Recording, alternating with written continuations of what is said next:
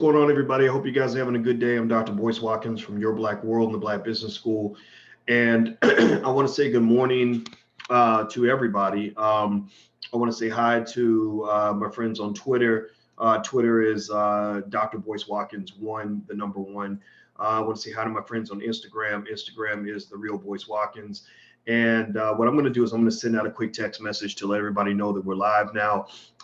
If you want to get a text notification when we go live, please text the word Boyce to 31996. Just type in my name, Boyce, and text that to 31996. And we're going to get started in 1 second here. So go ahead and put your name in the text list if you want. While I do this, I'm letting everybody know that we're about to have this important conversation. These are all important conversations because they affect our community. And I'll tell you what, I got some things to say today. I just got forwarded this conversation that Bernie Sanders had on the Breakfast Club. He was on the Breakfast Club this morning. I think all the Democratic candidates are now going on the Breakfast Club. They've all kind of lined up from Cory Booker to Kamala Harris to Bernie Sanders. And then I think I saw some of the surrogates. You always see Angela Rye there. You see Van Jones popping in, all these other people. And it's really, these things don't happen by accident. This is the thing you need to understand about these kinds of how this, political operative work kind of happens. It doesn't happen. It doesn't just happen that Van Jones is on at the same time as Kamala Harris and everybody else. They're all kind of working together on multiple levels to do what they can to convince Black folks to show up and vote for them and to give them their political support, which isn't a bad thing. I think the question is, are they doing the right thing for the right reasons? Are they doing the right thing for the wrong reasons, or the right, wrong thing for the wrong reasons? It depends on how you interpret that.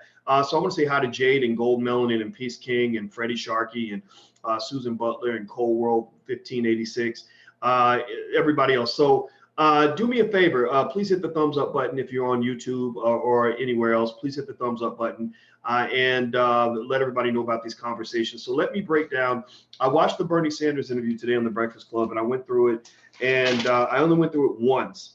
But the one time I went through it, I took some notes. And what I look for are particular themes in his communication style in terms of, figuring out like, okay, what are his talking points?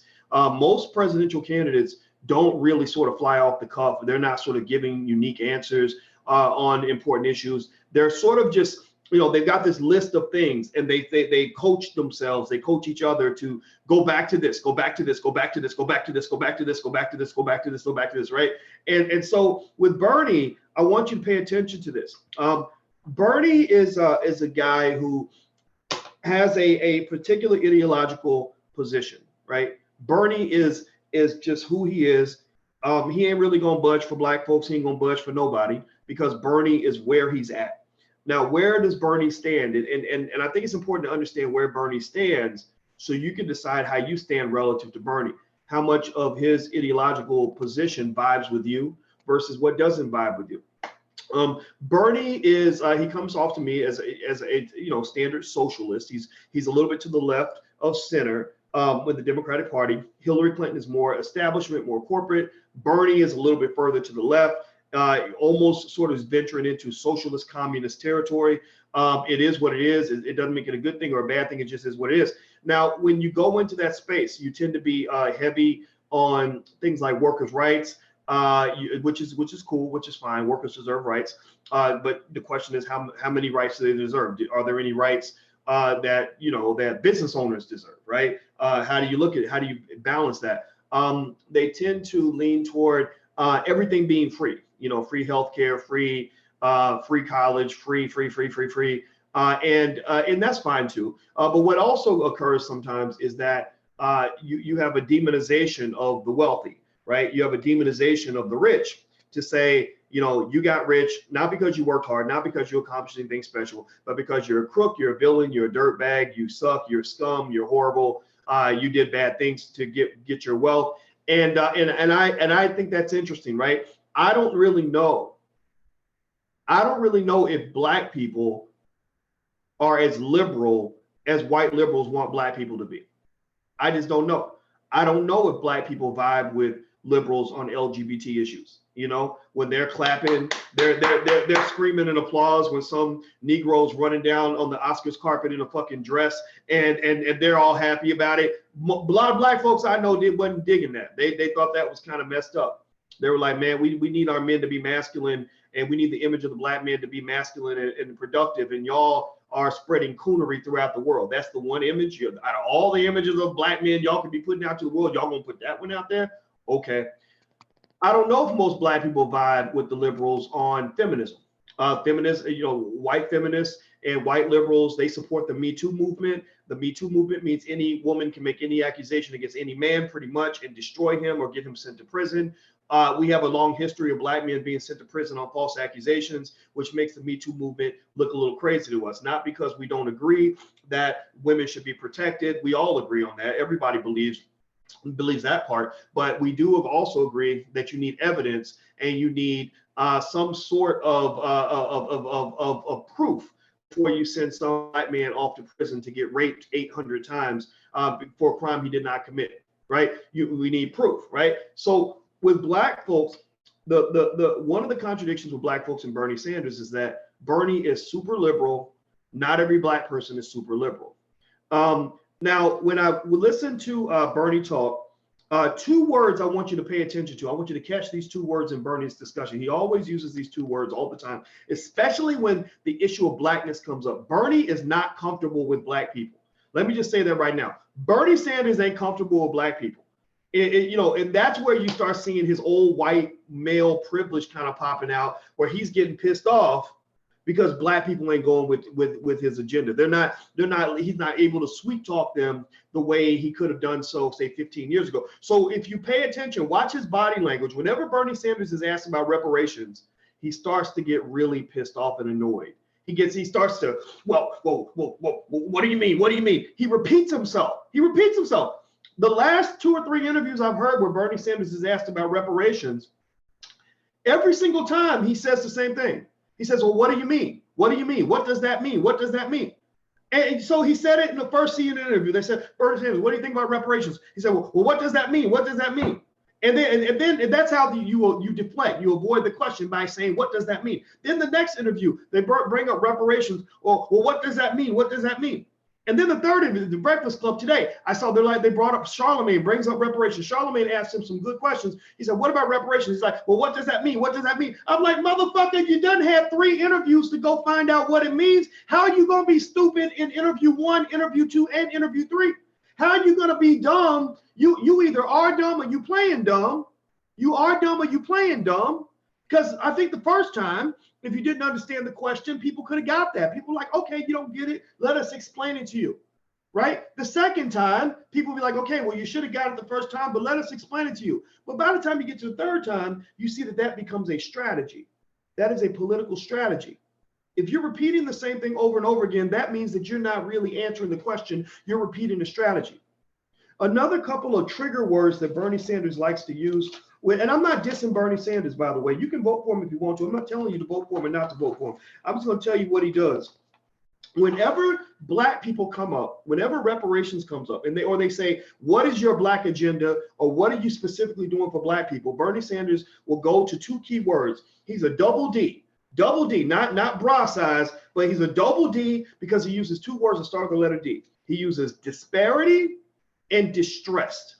Disparity and distress. Pay attention. Watch every interview, and you'll notice whenever Bernie Sanders talks about black people or reparations, he'll say, "Well, our goal is to address disparities and to address all distressed communities." That's what he does. He goes right back. Disparity, distress. Because what he's doing is he's trying to use what they might call inductive logic to say, let's stop talking about black people and let's get back to all people. Let's stop talking about Black Lives Matter and let's go to all lives matter. That's what he's doing. He's saying, let's stop talking, Black Lives Matter, yes, but all lives matter. Because if you pay attention, like I noticed, I was watching how he answered Charlemagne's question about the black agenda about reparations, and he was doing okay in the interview till he got to that point, actually.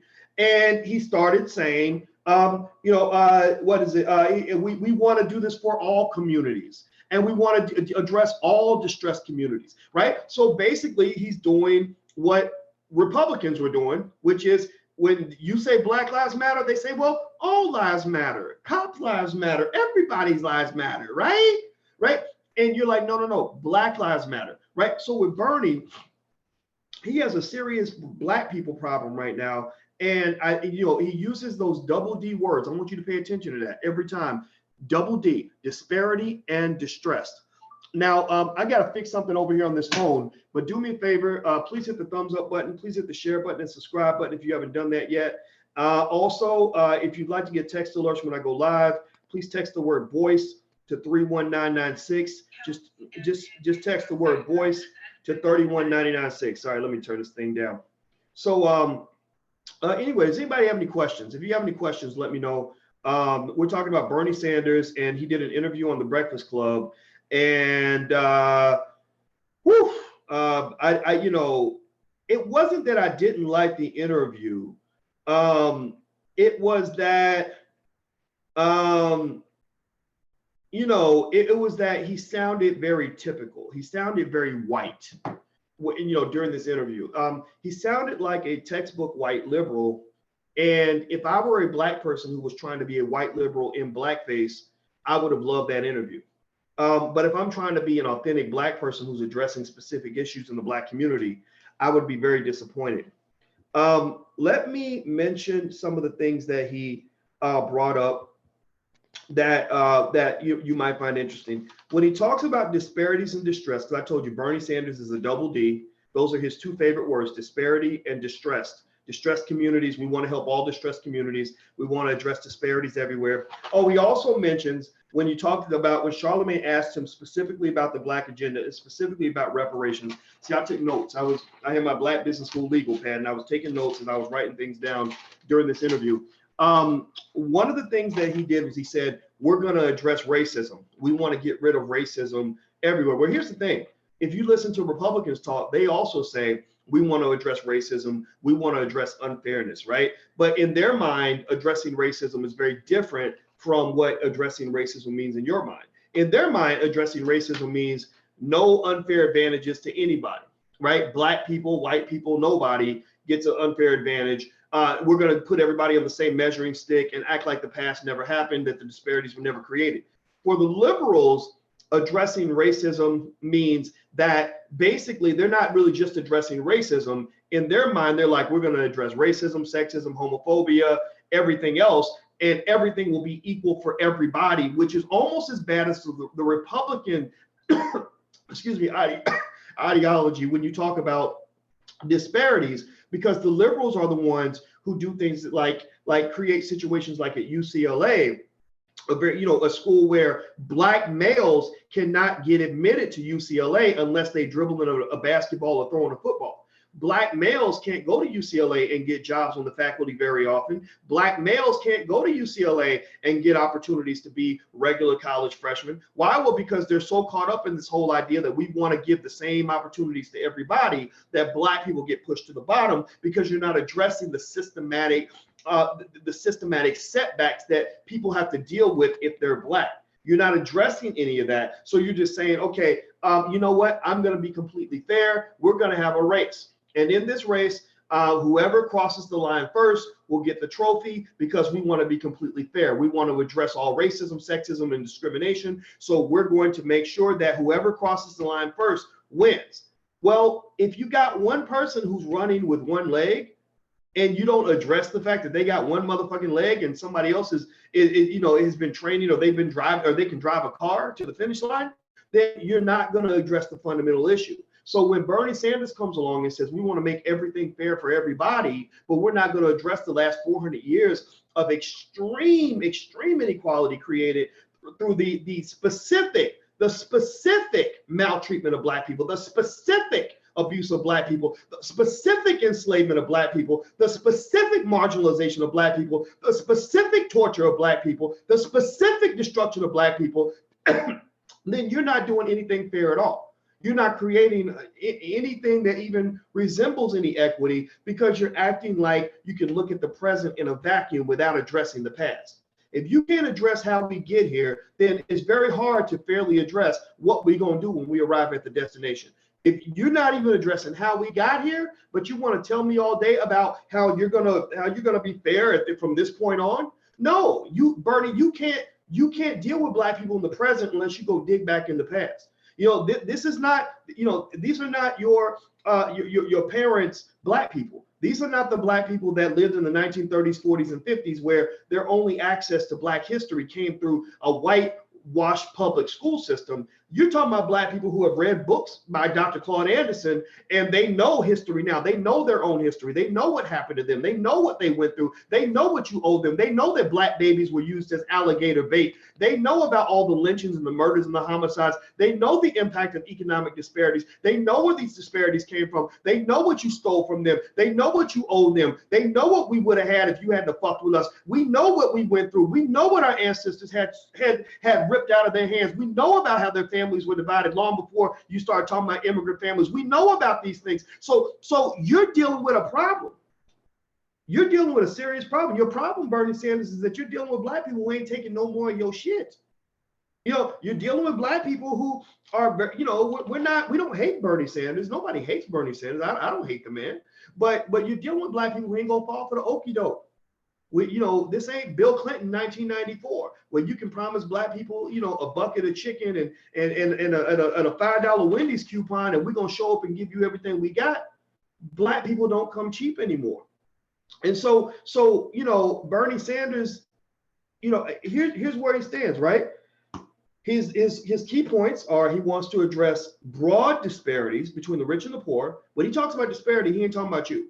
When he talks about disparity, he ain't talking about black-white disparities. He'll bring it up out of convenience. He'll bring it up out of what statisticians refer to as correlation, meaning that he'll bring it up as, well, look, if we help all the poor people, then black people will be helped because black people are disproportionately poor. If we give free health care, then black people will be helped because black people are disproportionately without health care.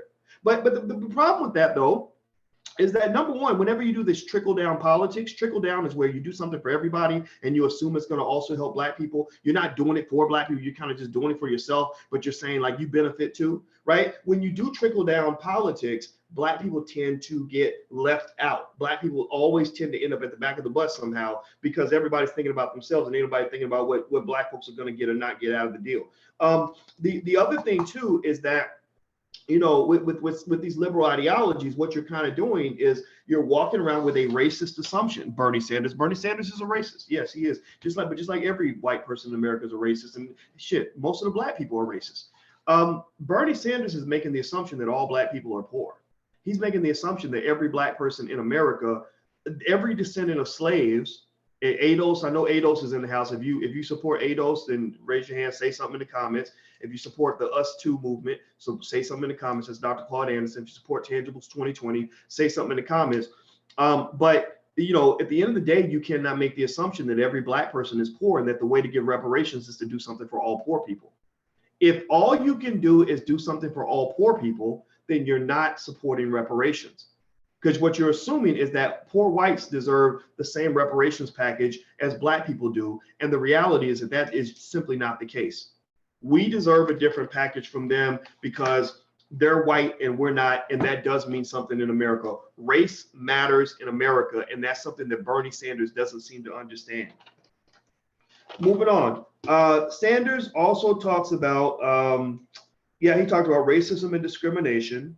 Oh, and then when he talks about racism and discrimination, he again jumps back into his standard liberals package. His standard liberal package is he starts talking about late payday lenders, housing issues, things like that. And I just want to make this abundantly clear that when he's talking about these issues, he's not talking about them from a framework that says this is something specific that we're going to do to help black people. He's really talking about it in terms of discussing what liberals believe it should be the kind of America that we live in. Liberals believe that, for example, that we should live in an America where there are no payday lenders because we feel that payday lenders are dirty capitalists who exploit the poor. There are other ideologies, though. There are some black folks I know, like I can tell you this, when I was broke, when my shit was all fucked up financially, when I didn't have no money and I couldn't pay my bills and I was about to get evicted, I went to a payday lender when I was in my 20s.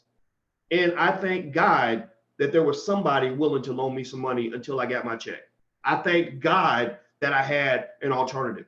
Now, I'm not one to say that payday lenders are good. I'm not saying that at all. But what I'm trying to say is that, I don't think these are ideas, this idea that a payday lender is always bad for everybody all the time. That's more of a liberal concept. That's the concept that says everything that even remotely relates to capitalism or free business enterprise is bad, when the reality is that, tell me if you've ever been in the situation where you would have borrowed money. Let's say you had a relative who said, okay, I know you need $1,000. I'll loan you $1,000, but in 2 weeks you got to give me $1,100, right? You got to throw on an extra $100, right? Which, now mind you, that's 10% interest in a 2-week period, which probably calculates and translates into 300% interest in a year, right? It's horrible. I mean, that's an insane interest rate,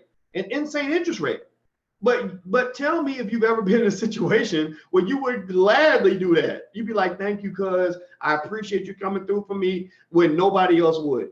You see, one of the things that liberals will do is liberals will come into a black neighborhood and destroy something, but not replace it with something better. So when you talk about eliminating the payday lenders, you must understand not just the fact that they're bad, but you got to figure out, why are they there in the first place? The reason they're there is because they're fulfilling a need that you haven't gotten your banks to fill. Really, what should be happening is all those people that go to a payday lender should be able to go to a bank and get an interest, get a loan at a reasonable interest rate. But they can't. They can't get the loan. But you're coming in speaking as white people like, oh, these payday lenders are bad. Let's shut them down. And so then you get families that are like, damn, like I don't mind paying high interest if I could just get some money. I need that damn money. My rent to do tomorrow. Now y'all done fucked up my one situation I might have had. You come in and you tell. It's almost like telling somebody that their boyfriend or their spouse is a horrible person and that they need to get them out of the house and that they're terrible and we're going to remove him from the house right away because he's a bad person. And then you got a woman though who's sitting there left behind where she can't pay the bills, her kid ain't got a daddy no more, and their whole family falls apart because you decided that her husband wasn't a good person, right? So what I'm saying to you is that people have to have the right to make their own decision based on the circumstances that surround them. Also, if you're going to destroy one thing, you must replace it with something better. These are practical ideas that liberals don't get because liberals live in a fucking fantasy world. A lot of these white liberals, they really are. Like Obama got that criticism, and it's actually true. They're latte sipping, ivory tower type people who talk about the way the world should be and all these flowery ideas, because they're not forced to endure real life. They're not forced to, like, they'll tell you all day. Like, here's another example. Let's talk about something like prostitution, right? Like, I don't suggest anybody in here ever become a prostitute. I don't suggest that you go and hire hookers. But a liberal is the person that will say, wait a minute, that man paid that woman for sex. He's exploiting her. That's exploitative. We're going to shut down the whole industry. We're going to shut down all of this because it's men exploiting women. And I'm not saying it's right. I'm not saying it's right at all. I'm not saying that at all. But what if the woman comes back and says, well, actually, it was my idea. Actually, I was the one who controlled the transaction. I was the one who wanted to get some bills paid. And I just told him, like, ain't nothing going on but the rent. So we made a trade between adults, and I'm actually happy with this. What they would then do is they would say, no, you're stupid, and that's just, you're brainwashed, and that's why you believe that, and blah, blah, blah, blah. And so what they would do is they would destroy something, and then after they destroyed this whole process, they would then walk away and on their high horse, feeling like they did something good for the world, when this woman may be upset, like, wait a minute, like, damn, like, I actually kind of enjoyed, doing what I was doing, or I enjoyed being a stripper, right? Like, that was something, that was my way of making money. Like replace it with something. If you can't replace it with something better, then don't destroy what I got going on. So what my point is, and I'm not here to tell you that stripping and prostitution is okay. I'm not saying any of that. What I'm saying is, at the end of the day, you have to be able to make your own decision and have your own concept of what you think the world should look like. And thing about liberals is that white liberals have occupied the Black community because they were the ones who came along and helped us with the civil rights movement. So as a result, they then dump all these extra ideas onto us about, how we should feel about homosexuality, how we should feel about feminism, how we should feel about the environment, how we should feel about little immigrant kids being held up at the border and illegal immigrants coming into the country. And I don't think that that's healthy for Black people, because Black people should have our own conversation about what all these things mean to us. Bernie Sanders, I will just say this. By the way, hit the thumbs up button if you're watching. Please hit the thumbs up button. And also, if you're on Instagram, the real Boyce Watkins, I want to say hi to everybody on Instagram who just came in. Everybody on Twitter, Dr. Boyce Watkins 1. Good to see you guys too. Let me say this. One of the most important things about a Bernie Sanders that we have to understand is that he deserves no respect whatsoever until he has a meeting with Dr. Claude Anderson. If you're not meeting with somebody like a Dr. Claude Anderson or somebody equivalent, then you're not really trying to be down with Black folks. The thing about a Bernie Sanders or a Kamala Harris or a Hillary Clinton is that they tend to want to hang out and meet with the safe Negroes. They want to meet with the safe Negroes that will tell them what they want to hear, things that make them feel comfortable. And, or maybe they'll go on the Breakfast Club. And people diss Charlemagne and envy and all that and say that that's not a qualified platform. I hear what you're saying on that, but I don't agree with that. I've met them all. I've been on Breakfast Club a few times, and the people on there are intelligent, conscientious, and they do ask good questions. That's why Bernie Sanders revealed himself, was because Charlemagne pressed him on Black issues and the Black agenda. I heard this week from both Charlemagne and Killer Mike, who are trying to get to the root of the Black discontent that exists out here when it comes to Bernie Sanders and Kamala and Cory Booker. And I appreciated that. I think these guys, I've known these guys for years, and I believe that they're really trying to get to the heart of the issue. But I think that the big problem, though, is that the people that they're working with, the Democratic establishment, does not have the best interests of the Black community at heart. Their goal is to get these niggas in line so they can get these motherfucking votes. That's what their goal is. They're like, what do we need to do in order to get Black people to shut the fuck up and line up at the polls, right? So what you'll see is and it makes sense that they're going to do this. They're going to appeal to more mainstream Black institutions. They're going to be all up on BET. They're going to be all up in the churches and shit, all up on the urban radio stations where ignorance is being served on a daily basis.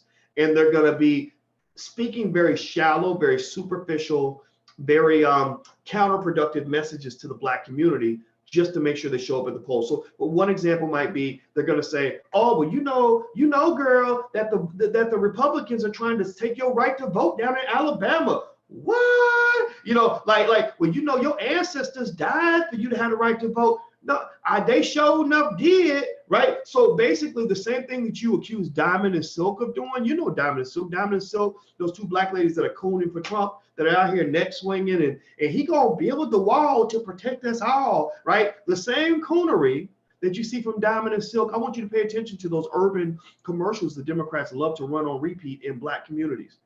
That's the same damn cooning that you see from Diamond and Silk. It's the same damn coonery, same damn thing. You just don't complain because you think that the liberals and the Democrats are your friends.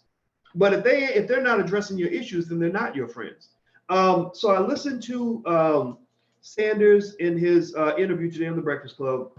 He talked about disparities and distress. Remember, I told you he's a double D. Double D. Those are the two words he always uses: disparity and distress. Pay attention. Every time Black issues come up, he's going to start talking about disparities, and then he's going to talk about distress. Distress. I want to help all distressed communities. And then what he's going to do is he's going to start taking the small picture and making it big again. He's going to get away. He always dances away from Blackness. Like your boy in that what was that Donald Glover video? You know what I'm talking about. This is America. How he's just dancing like this. Like that's what Bernie Sanders does. He starts dancing away from the Black issue so he can get back to talking about disparities for all Americans, and I want to help all distressed communities.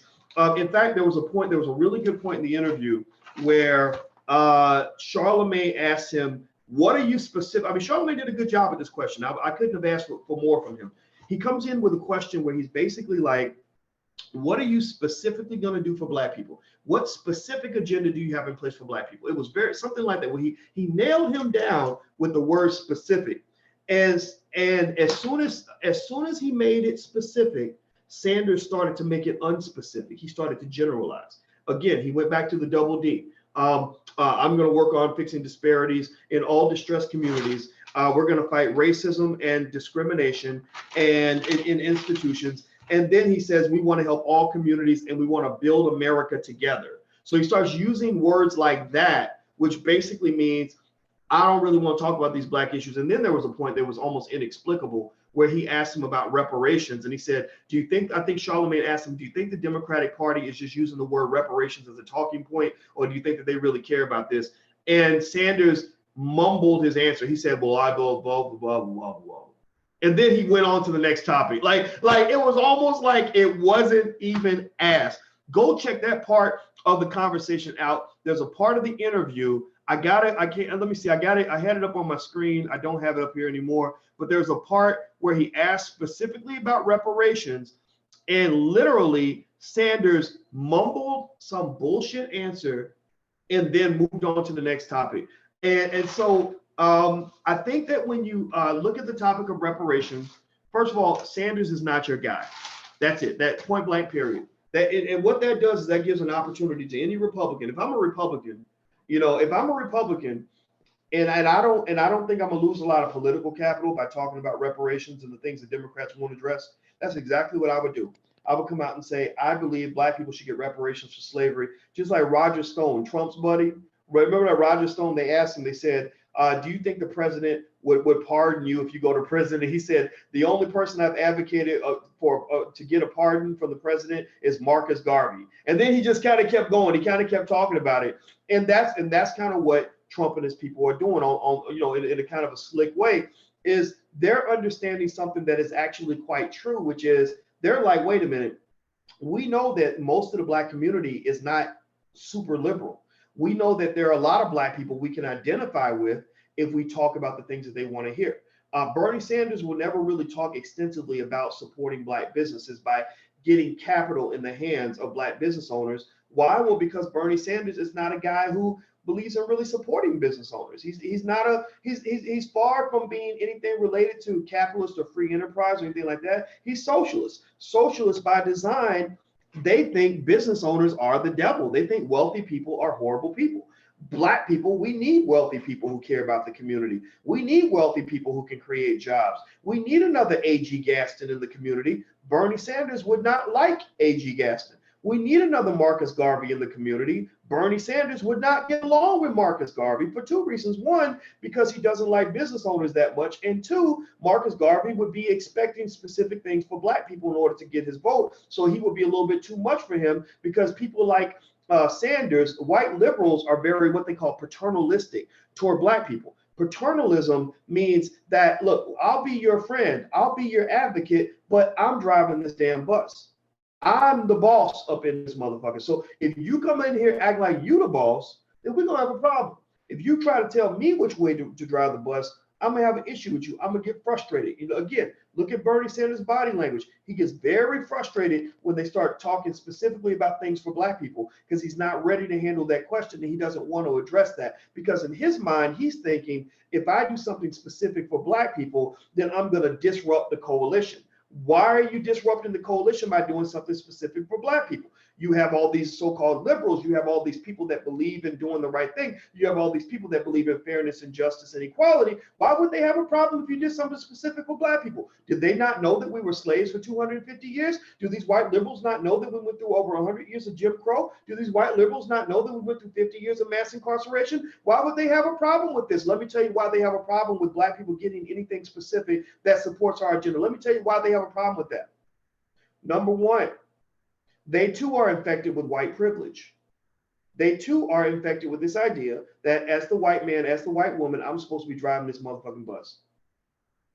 Number two, these are not people that are adequately educated on what black people have gone through. They went to the same public crappy schools that you went to, where they weren't taught about what black people experience. So their reality is different from our reality. I would also say that at the end of the day, their paternalism toward Black people is what leads them to believe deep down in their soul of souls that the reason that you're in the condition you're in is because you're fucking lazy and you don't do what they do. That's what they believe. They really believe deep down. Have you ever talked to a white liberal who's supposed to be an ally, but they really sound very self-righteous? Yeah, like they really sound like they're like they like in their mind they believe they're supposed to be educating you. They're supposed to be training you on how to be a better human being. Almost like those missionaries who will come to Africa with their Bibles and shit and be like, we're going to help these people by civilizing the savages and introducing them to white Jesus. Right. And if you don't get on the program, like if you are an African who says, no, we already have our religion, they tell you shit like you're worshiping the devil and that you're and they try to punish you, that they won't, maybe they won't give you any food, or they'll ostracize you in some way to keep the other Africans from talking to you. Right. You know what I'm talking about? Right. That's where you get terminology like toxic masculinity. Right. And they apply it to Black men. Because what they're doing is they're educating your ignorant Black ass on the fact that you Black people are obviously too stupid to understand that your men are fucked up and toxic.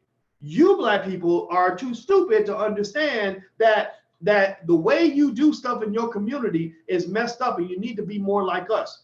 You Black people are too stupid to know that if you spank your kids, you're traumatizing them, because we all know that spanking under any circumstances, in any context, will lead to irreversible destruction of the child's psyche. Now, I'm not trying to tell you that you should think spanking's okay.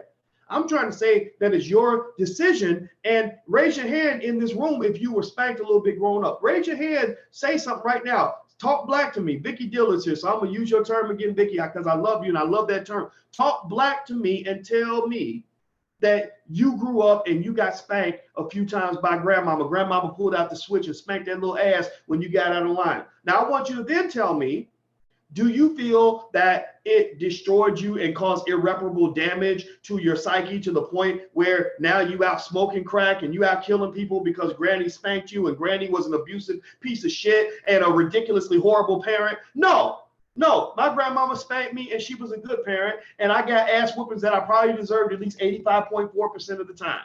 I deserve those ass whoopings. Now, does that mean that there wasn't another way for Granny to discipline me? No, maybe there would have been a better way. Maybe Granny could have talked to me, psychoanalyzed me. Maybe we could have done it a little bit differently. I'm not trying to say that the way that spanking me was always the best solution, but what I'm trying to say to you is that my grandma spanking me did not make her a bad parent or the devil or a complete ignorant person. Because I'm gonna tell you also that I see a lot of little white kids that need an ass whooping. That maybe a good ass whooping would have kept your baby from getting hooked on heroin at the age of 16. Some of y'all's kids need my granny to show up, to come out of her grave and pull out the switch on their little asses. Seriously, because some of these white kids are out of control. But here's the thing. Black people never had to have a conversation. We never got a chance to have our own conversation about what we think about spanking or when spanking may or may not be appropriate, because white liberals came along and dominated the conversation. And that's what they do. They come along and they dominate the conversation.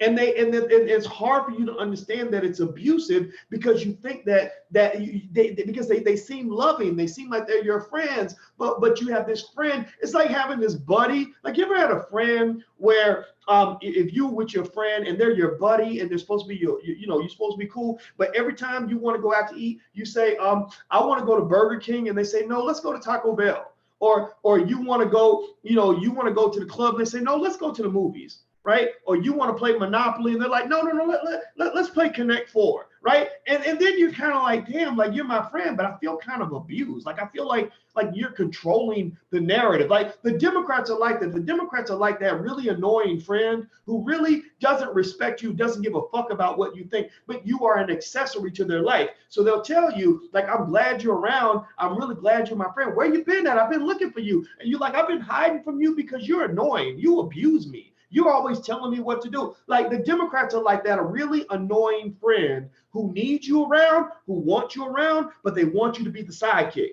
They want you to co-sign on all their bullshit, but they'll never co-sign for you. And tell me if you've ever had a friend like that, a friend that really wanted you around, but they did not want you around because they wanted to do something for you. They needed you around because you did something for them, right? And that's what the Democratic Party sees in Black people. They're like, shit, there's so many of all these Negroes, and we need their votes. We need them around, but we don't want to serve their interests on any level because they clearly have forgotten their place. They don't know their place anymore. They're coming in acting like they're supposed to drive the bus, and they don't understand. Like, we've always driven this bus. I mean, my God, we're the best bus drivers. We know the route better than they do. Why the Negroes want to drive the bus? Angela Rye, get on television. Shut it down, please. Tell these Negroes they shouldn't be driving the bus. We drive the bus. Joy Reid, we need you to get on MSNBC and call the Al Sharpton, get out. We're going to have a panel with Angela Rye, Van Jones, Joy Reid, and Al Sharpton, where they're all going to explain why Negroes don't need to be driving the bus. That's what they do. That's what these Negro political operatives do. That is their job. Their job is to shut down any illusion that you may have that you actually have the ability to control your own destiny. They don't like that shit at all. And that's what this is all about. Bernie Sanders' frustration when he gets mad, when he starts getting all huffy when they ask him about reparations. His whole frustration comes down from the fact that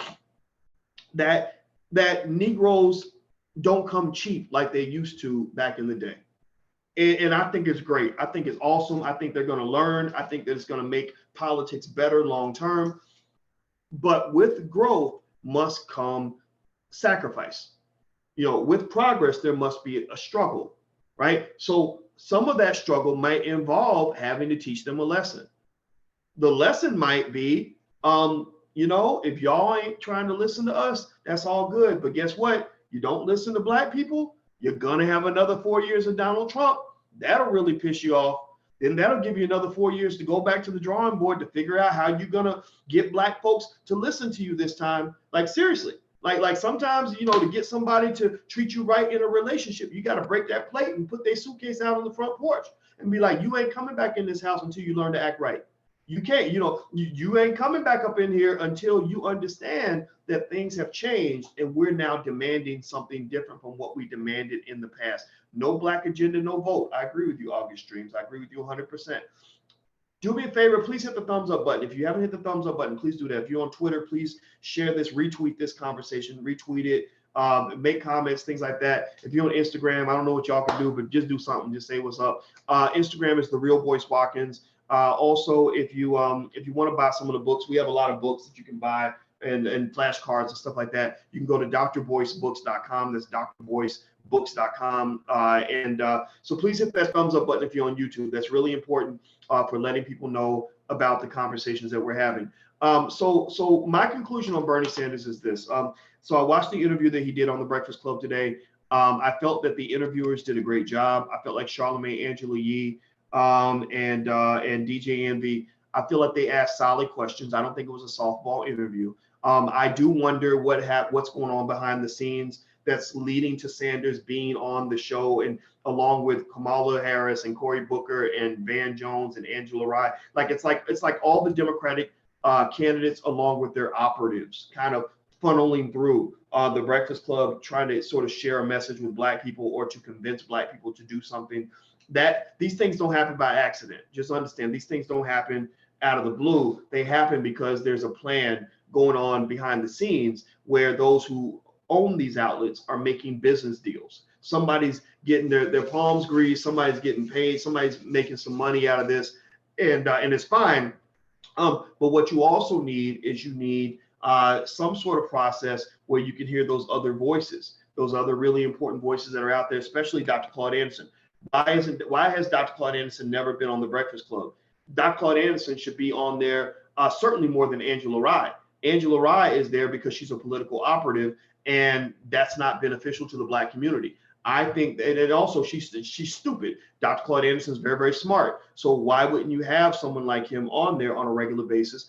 But there are a lot of people out there that could be on there. I mean, Farrakhan, bring him back. Bring in some people that are going to bring another voice that's going to balance out some of the bullshit. Because what's happening is, if you go and you look at the YouTube presentations, like the YouTube videos of these interviews, you'll see that people are not they're not vibing with this. They're not vibing with this at all. Like if I go over to if I Google search on YouTube and I look up Bernie Sanders and Breakfast Club, I'm looking here. Oh, let me pull this down. The number of thumbs up to thumbs down is very disturbing. I mean, there's about 6,500 people that gave the video a thumbs up. 1,800 people gave it a thumbs down. That is the voice in the woods that you're not listening to. Those are the people from the Us Too movement. Those are the people from ADOS. Those are the people from Intangibles 2020 who are getting to the point where they are patently rejecting everything that you're throwing at them, because you have not learned that you don't completely control this narrative anymore. You know, that's what they're doing. They're speaking to you, and it's up to you to decide if you're going to listen. And I think some people listen. The people I think are listening. I think Killer Mike is listening. You know, he's my friend, but what, you know, my encouragement to him is to try not to get too caught up in this Bernie Sanders stuff. But then again, maybe there's more involved that I don't know about. I think Charlemagne is listening. You know, when I sent over my ideas and my notes and my thoughts to him, I think he took them seriously. I saw him bring them up in the conversation. But there aren't that many people out there really listening to Black people. And so, you know, I think it's going to be to their detriment. I think that what you see that the old guard is shrinking and the new guard is rising. And because in this space, with the new guard, you have a couple of things that work in their favor. You've got truth and you've got passion, right? Truth comes from the fact that you can't deny Bernie Sanders. I don't care how much white math you do, how much white people math you pull out of your ass. You can't deny that Black people are owed reparations. You can't deny that, right? And so that's the truth that we have, right? And then also you've got passion. These people over here really care. Like they really feel they're really in it, because this is our community. This is what we're building. This is where we live. This is our hood, right? So we're gonna die for this. We'll go to the limit for this. Over here, you've got Negroes who don't know who the hell they are really, you know, because they're into this assimilationist stuff. You know, the people like the Angela Rye and the others, they, you know, it's like, okay, I'm kind of a successful Black person because I've been integrated into this white system, and the white people have given me like a little power, but it comes with me hoeing myself out to the Democratic Party and kind of being a little bit of a political prostitute. So I really, even deep down, I'm wondering who the hell I really am. And I also know that if these people get mad at me, they're going to take it away from me. And also, these people are out there, they're sort of motivated by the money. They're thinking about the money and the power that comes with getting into political office. The money and the power, if you have if you have a person who doesn't know who they are, who's pretty much moving and motivated by money, power, and false symbols of validation, that person will never be as determined as the person who knows who they are, who's fighting based on passion, who's got truth on their side. And you know, this person over here is going to have the power of God pushing them or propelling them in a way that this person can't compete with. It's like the Vietnam War. Why did we lose the Vietnam War? Well, the reason we lost the Vietnam War is because on one side you had the Viet Cong, who were fighting for freedom, who were fighting for their homeland, who were fighting for justice, who were ride or die about their shit. On the other side, you had paid soldiers who weren't even sure why they were even out on the battlefield. They didn't really care about the territory. They didn't really care much about the outcome. They just didn't want to die. Right? So if you have somebody who's ready to go all the way to the limit against somebody who doesn't know exactly why they're fighting, and they're not really, and they're scared of all the bad things that can happen, who's going to win that battle?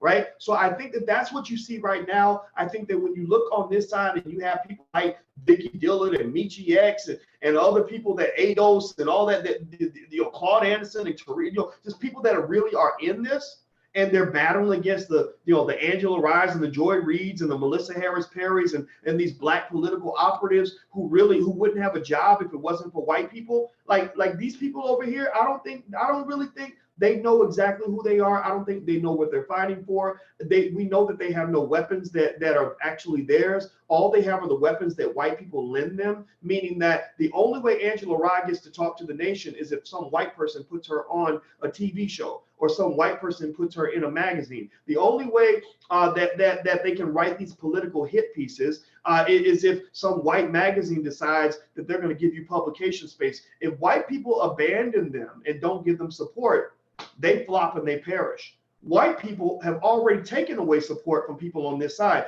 White people don't like Vicki Dillard. She knows this, but Vicki Dillard has a power base of her own.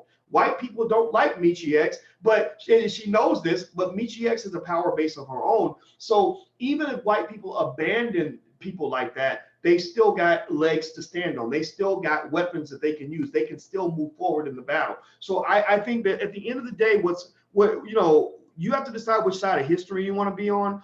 I think that there's no question about what's right in this case, what's true.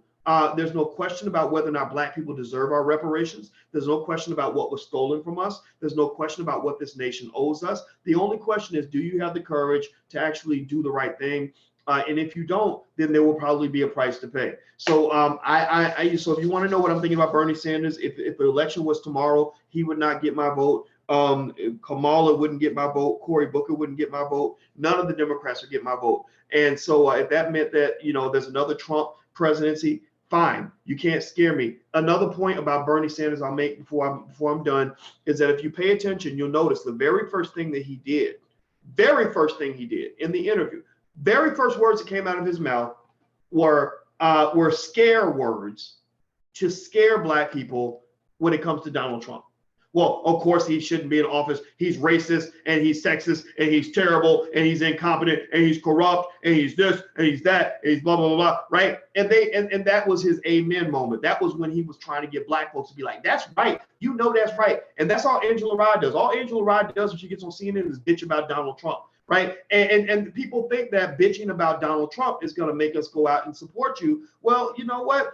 Donald Trump ain't really done nothing to me. And also I want to get past the politics of where we're worried about what somebody thinks about us. I don't give a shit if Donald Trump doesn't like me or thinks I'm a nigger. So what? I think he's a cracker. I don't like him either. I don't like none of these politicians. I don't care nothing about you or your family. I don't need you to like me. I don't need you to tell me I'm a good person. I don't need none of that because all that's fake anyway. I'd rather deal with people who are truthful with me and say, look, I don't care nothing about you or your family, Boyce, but I'm here to make a deal. What do I got to do for your people to get you to vote for us? What do I got to do that's tangible that you can take to the bank that's going to get you to come out and do what I need you to do for me? So sometimes you can make a better deal with a racist than you can with a fake ass white friend who's pretending to be your friend, but they playing you the whole time. They ain't giving you nothing real, but they massaging your ass, making you feel special. They ain't doing nothing for you, but they're giving you that self-esteem that you should have got from your mama and your daddy and your own community. You don't need white people to tell you that you're worthy. You should have Black people telling you that you're worthy. You shouldn't have to go out into the world to find your dignity. You should find your dignity right at home. I don't go out into white society looking for them to validate me. I get my validation from the people that love me. Y'all love me. That's all I motherfucking need. At that point, I don't care if the world hates me because I know that the people that matter are the ones who love me and respect me. And that's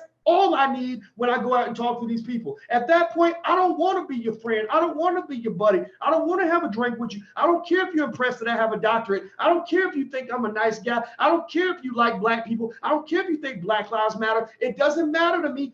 I need you to make a deal that's going to help me to accomplish a specific goal for the people that I represent and the people I care about. I don't need your love. Stop giving me love. Stop giving me this fake shit. Give me something that's real. Black people that's what tangibles are all about. Tangibles 2020 means give us something real. We don't need you to give us our self-esteem. We don't need your affection. We don't need any of that. You don't like me? Well, I don't like you either. What's that got to do with the price of tea in China up in this bitch? Because right now we need to have a conversation about reparations and what you owe us. I don't care if we're friends. Fuck you, pay me. I don't care if you like me or don't like me. Fuck you, pay me. I don't care if you think my kids are cute. Fuck you, pay me. I don't care what you got to say. I don't care if you can sing an Al Green song. Fuck you, pay me. You owe us trillions of dollars, about 12 trillion to be exact. We're here to collect payment. We are the bill collector saying, when can we expect payment? And if your answer is to hang up the phone or to change the subject or to tell me that you ain't gonna pay, then that's fine. We're gonna start doing a repo in this bitch. And the repo means we're gonna repossess all those goddamn votes, all them votes that you need from us to get you elected. We about to repo all of that shit until you pay on your debt that you know and I know is owed to the Black community. That's where I stand. That's all there is to it. There's nothing else to be said about that. That should be a hashtag too. Fuck you, pay me. But I don't want to be too crass. I apologize. But literally, I think that's where Black people need to be. Fuck you, pay me. Like I don't need to be your friend. Fuck you, pay me. Let me shut up. I'm out of here, guys. Have a good day. Hit the thumbs up button, please. Please hit that thumbs up button. Please share this conversation. Please share if you see any talking points here that help you have these discussions. Nobody's riding the bench. There's nobody on the sidelines. Nobody's watching. I don't want you watching. I need you debating. I need you in these conversations. I need you fighting on these issues, okay? So get out here and whatever you believe in, stand up for it and let them know that you're serious. Let them know they need to take you seriously, or that's how you win. That's how you win fights. That's how you win battles. That's how you compete. Black people have to be competitive. To hell with being friends. I want to win. So I'm out of here, guys. If you want to get a text notification when I go live, please text the word Boyce. Text my name, Boyce, to 31996 at 31996. Also, if you want a free e-copy of my book, It Takes a Village to Raise the Bar, go to drboycewatkins.net. That's drboycewatkins.net. Last but not least, some of you were asking me about the stock market class. If you want to learn how to invest in the stock market, I believe every Black person should learn how to invest. Go to theblackstockmarketprogram.com, THE, that's theblackstockmarketprogram.com. And as a final little warning notification, I want to let you guys know there is somebody on Facebook who's impersonating me, who's telling people to invest in certain crypto stocks or tell them to invest in certain crypto companies and all that. If you get a message from me that's like a personal message where I'm trying to tell you to invest in something, it is not me. I do not send personalized messages out where I'm like, hey, how you doing? I want to tell you about this investment. Did you get started on this? No. That's not me. So if you see it on Facebook, please report this. Some people have invested in this stuff and it makes me feel really bad. I'm very, very sorry. And we're doing our best to try to catch this person, but the person is not me. So please, if you see it, then say something and report this person immediately. So take care, guys. I'm out of here. Have a good day. I love you. It was fun. Talk to you later.